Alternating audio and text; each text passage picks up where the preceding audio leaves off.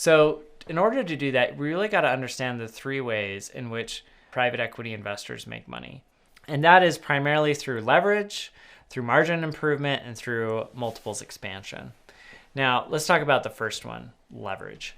So the way private equity works, and the reason it works, is because private equity investors don't just come in and write an equity check for your whole business. They use debt to buy it.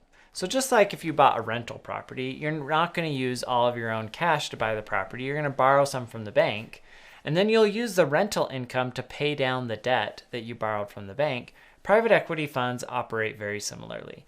They'll come in and they will buy your company. So let's say you are going to sell your business for $100 million. The private equity fund is going to borrow as much as they possibly can in most cases to buy that business. That could be 60 to 70% of the overall business.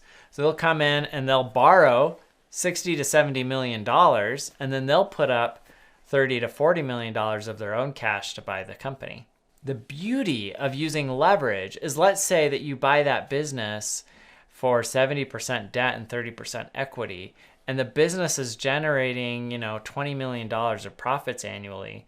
Well, that means that you can pay off the debt in as little as like 3.5 years. Well, that's pretty compelling, because if you did nothing else as a private equity fund, you just bought it for $100 million, financed it with $70 million in debt, used $20 million every year to pay down that debt, and then in roughly 4 years, you've paid off the entire debt. And then you go and sell it to another private equity investor or a strategic for another $100 million. So you're not even selling it for more than you bought it for. In that case, you'll have turned $30 million into $100 million in 4 years.